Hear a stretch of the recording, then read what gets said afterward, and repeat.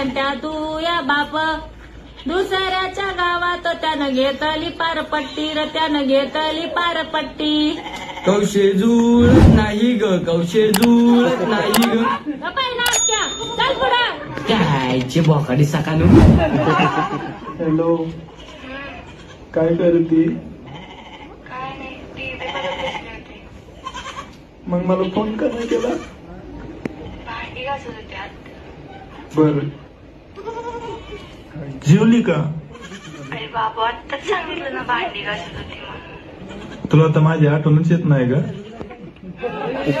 येते मला मला लय आठवण येते तुझी कोणारे ऐक की आता काय एक पप्पी दे ना दे ना नको बाबा मला वास येतो असं काय करते काय दिल्या कोणतरी बघा हम्म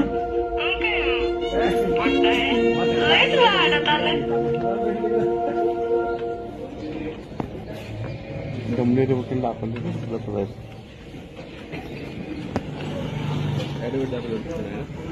कोण इथं वकील दाखवले डमडेरे वकील काही काम होतं का तात्यांते आहेत का तात्या अच्छा अच्छा सुभाधनगर ते सरांसोबत आता चहा प्यायला गेलेत येतीलच बसा तुम्ही बसा बसा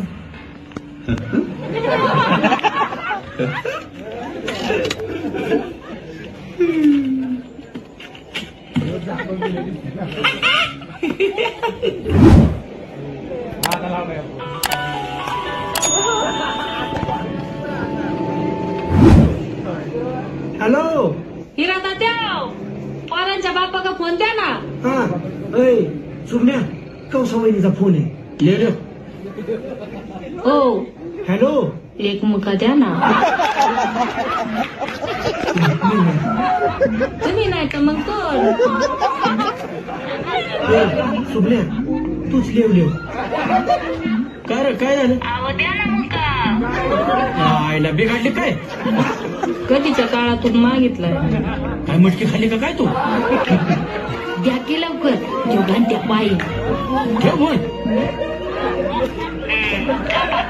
मीच घेते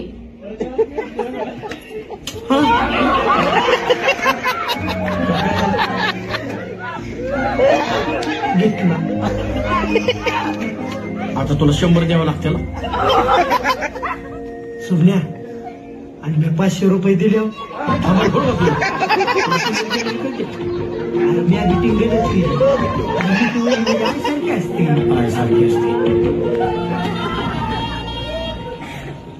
बरं सुमण्या ते पाहुण्यांना जाऊन बघ कुठं पोहोचलाय ते तू तर कायमच टाकायला असतो आपण इथं खरेदी खत मारा जो का नाश्ता करायला पैसे वडापाव खायला बोतळ्या घरनं खाऊन यायला काय होतं रे तुम्हाला द्या 2 वडापाव द्या काय हे माझ्या डोक्याला ताप करते ती खाऊ दे की आता यायला हेच बाराचा आहे तो अरे असंच वागावं लागतं ग बस याला काय म्हणतलं कळतं काय हे सुमण्या वहिनीच्या पुढचं म्हणावं घेऊ नका मी काय म्हणतो आपण घरी गेल्यावर बघू अरे कर्मा हाताने कार झालाय ते सुमण्या त्या वहिनीच्या पुढचं म्हणावं घेऊ नका बाहेर पडतो बाबा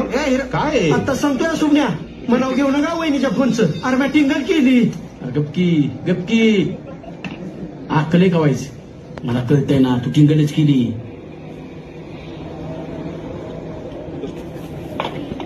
लेव लेव